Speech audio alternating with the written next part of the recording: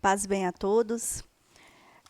Vamos estudar o capítulo 16 do Evangelho segundo o Espiritismo, Instruções dos Espíritos, Emprego da Fortuna. Cheveros, Bordeaux, 1861.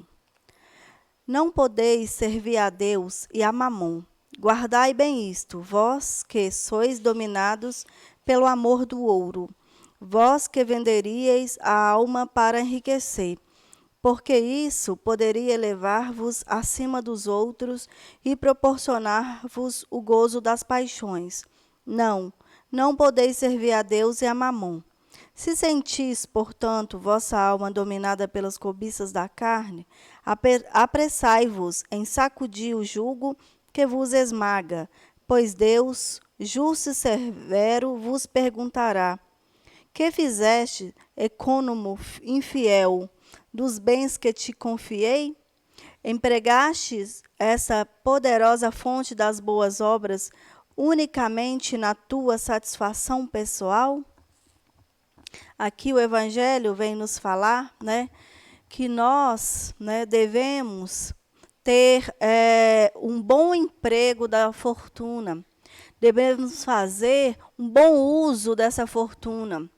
Não dá para agradar a Deus, para servir a Deus, se olhar o próprio umbigo, se colocar na condição de egoísta, de orgulhoso, não fazer o que é certo. O que é certo em relação a essa provação da riqueza, da fortuna, é você fazer com que essa fortuna proporcione amparo, proporcione o alimento para o necessitado, doando oportunidades de trabalho, de emprego. Então, aí Deus vai sempre perguntar, através da nossa consciência, o que fizeste de bom, o que fizeste de certo em relação a essa fortuna.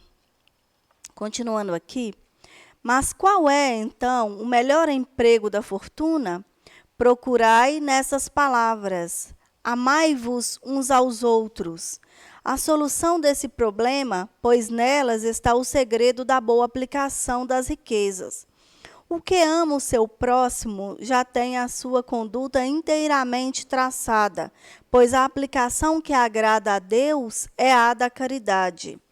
Não essa caridade fria e egoísta, que consiste em distribuir ao redor de si o supérfluo de uma existência dourada, mas a caridade plena de amor, que procura a desgraça e a socorre sem humilhá-la.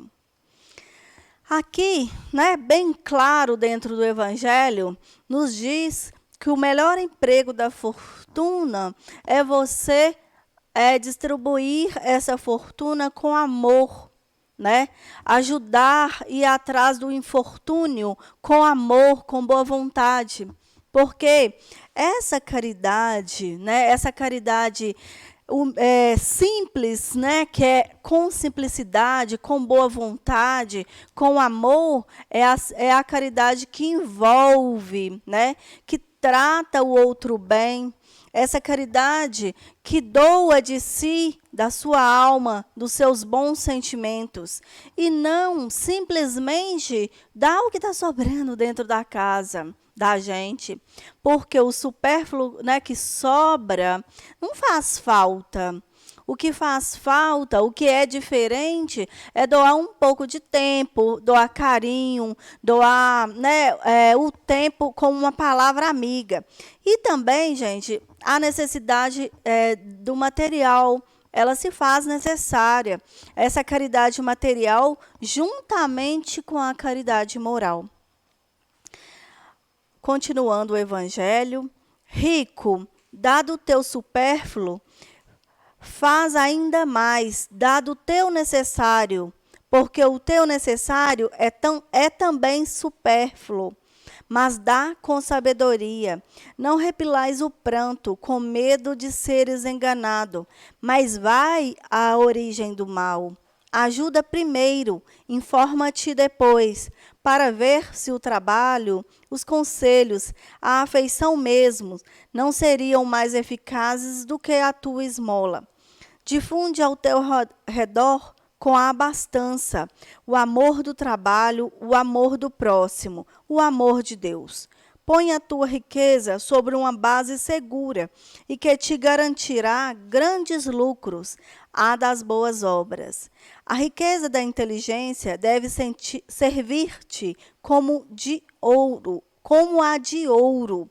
Difunde em teu redor os benefícios da instrução. Distribui aos teus irmãos os tesouros do amor, que eles frutificarão. Ele fala para não ajudar indagando. Primeiro ajuda, né? Primeiro faz o que for necessário. E depois se informa para ver se está precisando de algo mais. Ele fala que o Evangelho que dá com amor, difunde ao teu redor com amor. Usa o conhecimento, a inteligência que Deus, permite, o desenvolvimento dos espíritos através da reencarnação. Essa inteligência que o espírito adquire, distribui ela aos que estão precisando de ajuda, porque essas informações são muito importantes, como no caso aqui do estudo do Evangelho, da doutrina espírita, que nós estamos aqui lendo e falando sobre. Escutem e falem sobre, porque estamos numa fase de transição e estamos precisando de apoio moral. Então, todos no planeta Terra estão precisando de ajuda. Então, informa-te e coloque-se à disposição para ajudar o próximo, para difundir a obra de Jesus Cristo, que o Evangelho é o melhor que nós estamos tendo e estamos precisando, estamos todos carentes. Então, todos com boa vontade, pode sim, participar desse momento, participar dessa transição planetária, distribuindo um pouco desse pão, que é a palavra de Jesus. Aí ele fala aqui que esse pão, que essa inteligência, ela vai servir ao espírito que difunde, que distribui como a riqueza de ouro. Por quê? Porque será eterno, porque será o que ficará o espírito enriquecido. Porque as coisas materiais são perecíveis, mas as coisas espirituais não, elas acompanham, elas se tornam dentro do espírito, elas ficam na alma, elas impregnam. Então, vamos nos impregnar desse evangelho através das obras, através de dar boas palavras. No momento de pandemia, em que todos entram num certo medo, num certo pânico, vamos ajudar as pessoas a se esclarecerem para buscar ter cuidados físicos e cuidados espirituais também. Vamos continuar o evangelho aqui. Nós vamos ler agora a parte de um espírito protetor, Cracóvia, 1861. Item 12. Quando considero a brevidade da vida, causa-me dolorosa impressão a vossa incessante preocupação com os bens materiais, enquanto dedicais tão pouca importância e consagrais tão reduzido tempo ao aperfeiçoamento moral que vos será levado em conta na eternidade. Seria de crer, ao ver-se a atividade que desenvolveis, tratar-se de uma questão da mais alta importância para a humanidade, quando, na verdade, trata-se quase sempre da satisfação das vossas necessidades exageradas, da vaidade ou de vos entregardes aos excessos. Quantas penas, quantos cuidados e tormentos, quantas noites em claro, para aumentar uma fortuna frequentemente mais que suficiente. Aqui, gente, vem nos alertar o que é importante, O que tem importância na nossa vida? Se passar noites em claras, buscando ter fortunas materiais, né? Se isso realmente vai fazer o seu próprio desenvolvimento, ou se isso é só a nossa necessidade material. E que para suprir a necessidade material, não precisa passar noites em claros. Podemos trabalhar 8 horas por dia, né? Diminuir essa rotina diária em que nós vamos nos colocando nela para conseguir suprir as vaidades, né? As coisas supérfluas materiais. Continuando aqui. O cúmulo do absurdo é ver-se não raro aqueles que têm um imoderado amor da fortuna e dos gozos que ela proporciona, sujeitarem-se a um trabalho penoso, vangloriarem-se de uma vida de sacrifício e merecimento, como se trabalhasse para os outros e não para si mesmos. Insensatos, pensais que realmente vos serão levados em conta e os cuidados e os esforços que o egoísmo, a cupidez ou orgulho puseram em ação, enquanto esqueceis o vosso futuro, bem com os deveres de solidariedade fraterna, inerentes a todos os que desfrutam os benefícios da vida social? Então, gente, às vezes, né, as pessoas, nós nos colocamos numa condição de orgulho, né? Eu trabalho muito, né? Eu preciso de trabalhar para ter essa vida, para ter conforto, para ter bens materiais, casas, carros. Sim, é necessário, sim, para uma vida social, sim, mas isso é o mais importante. Isso não é perecível. Vão ficar tudo na terra, vai ficar aí para outras pessoas usarem. Vamos desencarnar. Vamos levar o quê? Vamos levar somente o bem que a nossa consciência nos diz a fazer o tempo todo.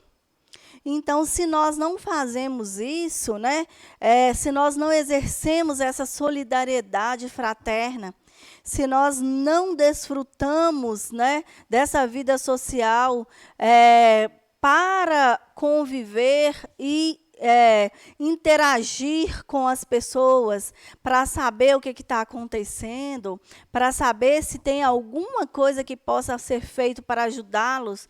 Então, qual é a importância desses bens? Porque o que é matéria fica, e o que é bem é o que realmente importa. Pensastes apenas no vosso corpo, o seu bem-estar, os seus gozos foram o objeto exclusivo da vossa egoísta solicitude. Por ele que morre, esquecestes o espírito que viverá para sempre. Assim, esse amo tão mimado e acariciado tornou-se o vosso tirano. Comanda o vosso espírito que se fez seu escravo. Seria esse o objetivo da existência que Deus vos concedeu?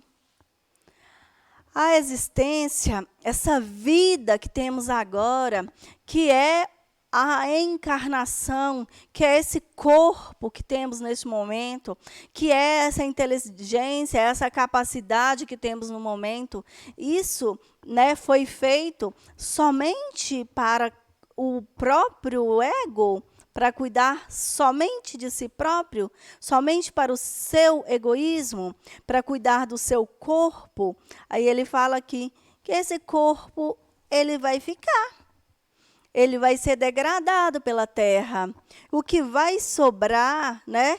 O que sobra, o objetivo da existência é a melhora, é o que se conquista no íntimo, que são as virtudes morais, que é o amor ao próximo, que é essa caridade pedida o tempo todo, que é a lei de Deus, né?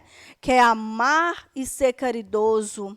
amar o próximo como a si mesmo. Porque como a si mesmo? Porque quando se distribui esse amor retorna.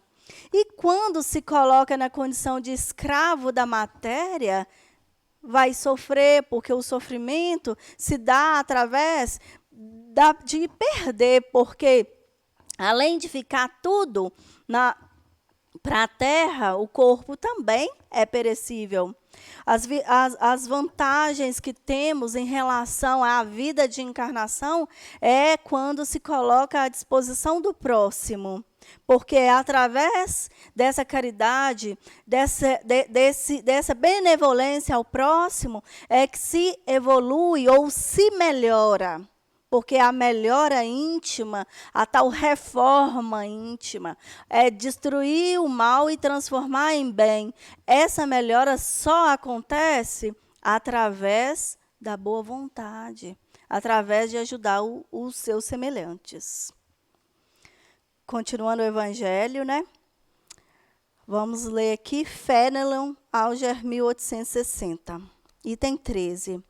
O homem, sendo o depositário, o administrador dos bens que Deus lhe depositou nas mãos, severas contas lhe serão pedidas do emprego que lhes dará, em virtude do seu livre-arbítrio.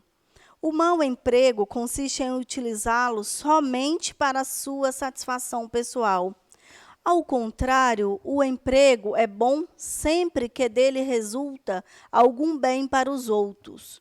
O mérito é proporcional ao sacrifício que para tanto se impõe. O homem, gente, ele tem nas mãos o livre-arbítrio, a liberdade de escolha.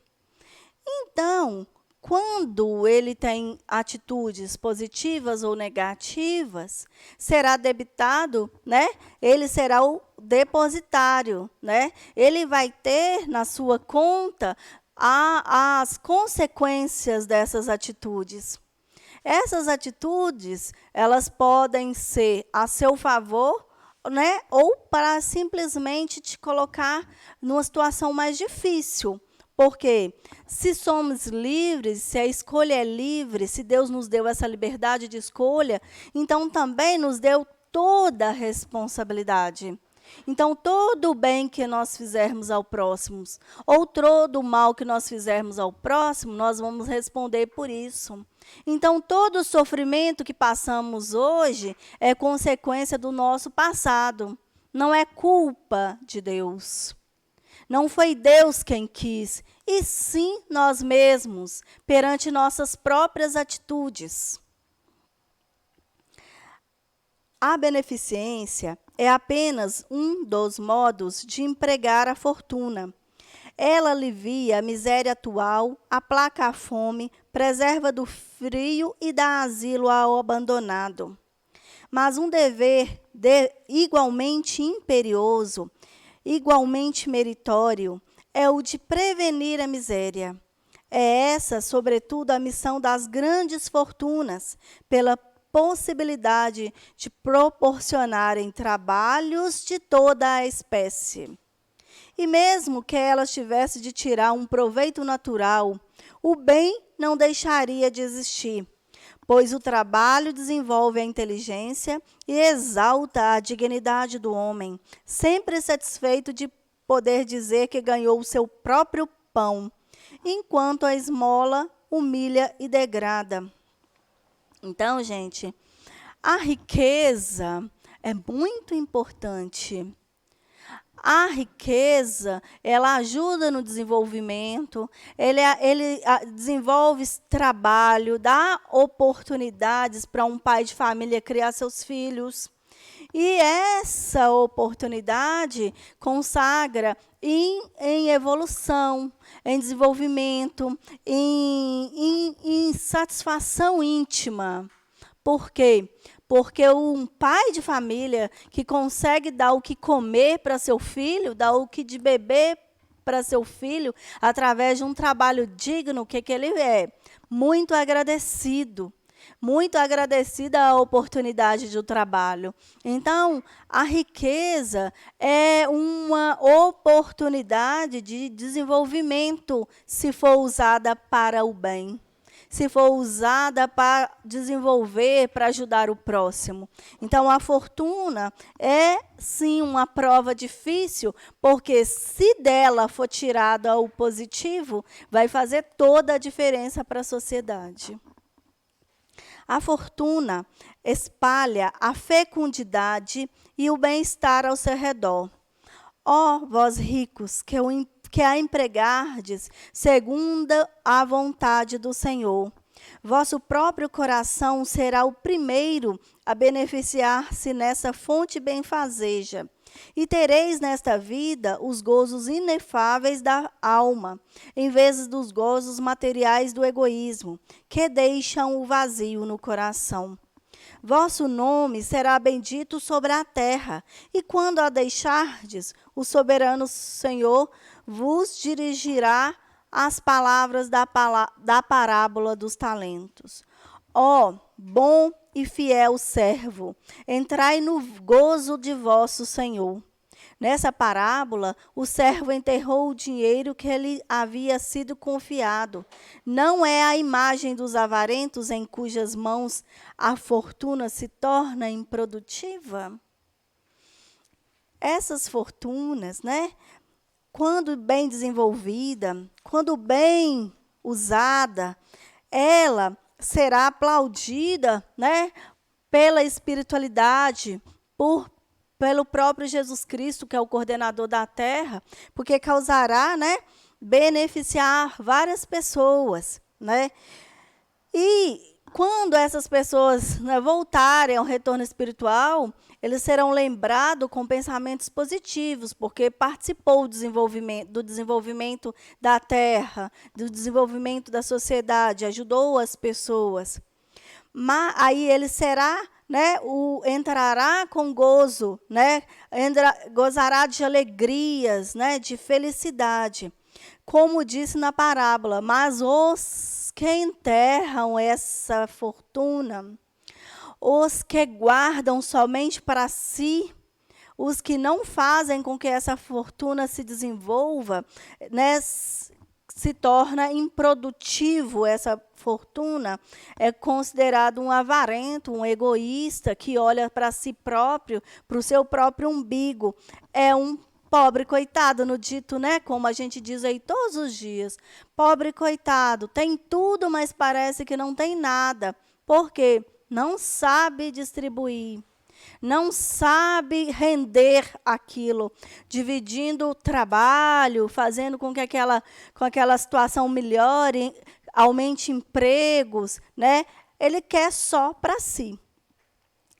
Se, entretanto, Jesus fala principalmente de esmola, é que no seu tempo e no país em que vivia, ainda não se conheciam os trabalhos que as artes e as indústrias mais tarde criariam, e nos quais a fortuna pode ser empregada utilmente para o benefício geral. A todos os que podem dar, pouco ou muito, direi, portanto, dá esmolas quando necessário, mas o quanto possível convertei-a em salário, a fim de que aquele que a recebe não tenha do que se envergonhar. O Evangelho fecha, né, aqui, encerra, né, essa parte, nos dizendo a todos, né, quem tem pouco, não tem o que dar muito, dai o que tem, dai com amor, né? Mas quem tiver como aumentar, dividir, né, colocar trabalho, dar oportunidades para outras pessoas, que se coloquem à disposição, porque estão fazendo parte da evolução, estão trabalhando na seara de Jesus, porque é necessário que haja trabalho. É necessário que tenha utilidade às pessoas, que as pessoas se sintam úteis, que se sintam necessárias, porque é necessário todos, né? É necessário o gari, é necessário o médico, é necessário o professor, é necessária a cozinheira, é necessário todos nós somos filhos de Deus, todos nós temos a nossa importância, todos nós temos o nosso objetivo. E o objetivo é trabalhar para si mesmo, trabalhar para o próximo e trabalhar em favor, né, da sociedade, da evolução. Porque não vai haver evolução se não houver esse amor, essa transformação, essa mudança, né, de avarento para amoroso, né? Que a pessoa avarenta ela guarda e a pessoa que tem boa vontade, ela distribui. Se ela tem mais oportunidades, se ela tem fortuna, ela pode distribuir em salários, em trabalho. Mas se ela também não tem essa oportunidade, dessa riqueza, ela pode distribuir em boa vontade, em palavras. Ela pode distribuir o tempo em ajudar uma pessoa que está necessitando de ajuda. Então, todos nós temos a oportunidade. Nós temos uma vida, uma encarnação que passa muito rápido. E esse momento atual, ela nos diz isso, que nós não sabemos o dia de amanhã, porque podemos estar vivos agora e desencarnados daqui a pouco. Então, a oportunidade de trabalho, a oportunidade de auxílio ao próximo é somente o hoje. Que Jesus nos abençoe, abençoe a todos, que todos possam ajudar a divulgar esse evangelho de Jesus, a divulgar a doutrina espírita. Muita paz.